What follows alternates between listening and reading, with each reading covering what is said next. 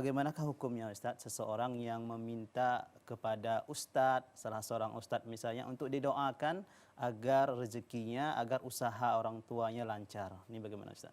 Ya, tentu saja boleh bagi seseorang untuk minta doa orang lain ya, minta doa kepada orang lain agar diberikan kelapangan rezeki untuk keluarganya ya. Tetapi tentu saja kita juga harus melakukan perkara-perkara agar rezeki itu datang ya. Kita harus berusaha, kita harus berupaya agar rezeki itu datang kepada kita. Inna sama'a la tumtiru zahaban wala fiddatan. Sesungguhnya langit itu tidak akan menurunkan hujan emas dan tidak pula menurunkan hujan perak. Betul bahwa rezeki itu sudah ditakdirkan oleh Allah Subhanahu wa taala. Masing-masing kita memiliki rezekinya. Bahkan sebelum kita dilahirkan, Allah telah menetapkan rezeki untuk kita. Tetapi rezeki tersebut tentu tidak akan datang tanpa adanya usaha.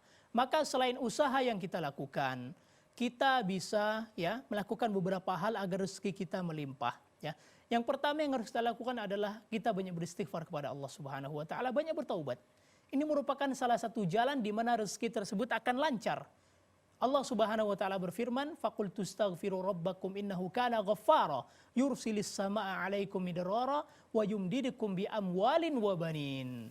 Allah Subhanahu wa taala menjelaskan kepada kita melalui lisan nabinya Nuh alaihissalam ya, disebutkan, "Maka minta ampunlah kalian kepada Tuhan kalian, sesungguhnya Allah itu Maha Pengampun. Apabila kalian banyak beristighfar kepada Allah, maka Allah akan menurunkan kepada kalian hujan yang lebat." Kemudian Allah wa yumdidukum bi amwal, Allah akan memberikan kepada kalian harta yang melimpah dan anak yang banyak. Karena apa? Karena istighfar. Kemudian yang kedua adalah dengan bertakwa kepada Allah Subhanahu wa taala. Allah berfirman, "Wa man yattaqillah yaj'al lahu makhraja wa yarzuqhu min haitsu la yahtasib." Barang siapa yang bertakwa kepada Allah, maka Allah akan memberikan jalan keluar dari setiap kesulitan yang dia hadapi, dan Allah juga akan memberikan rezeki kepadanya dari jalan yang tidak disangka-sangka. Dan yang terakhir, cara kita untuk mendapatkan rezeki adalah dengan bertawakal kepada Allah Subhanahu wa taala. Dalam sebuah hadis sahih, Rasulullah sallallahu alaihi wasallam bersabda, "Lau annakum tatawakkaluna 'ala Allahi haqqa tawakkuli, la razaqakum kama turzaqat tayru."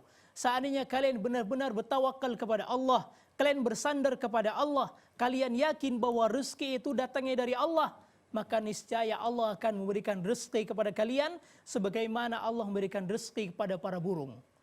Pada burung-burung yang berangkat di pagi hari dalam kondisi perut kosong, kemudian pulang dalam kondisi perut kenyang. Jadi kita harus banyak beristighfar, banyak bertaubat, kemudian kita bertakwa kepada Allah, kita bertawakal kepada Allah. Di samping itu kita harus maksimal tentunya di dalam berusaha ya. Karena Allah yang memberi rezeki.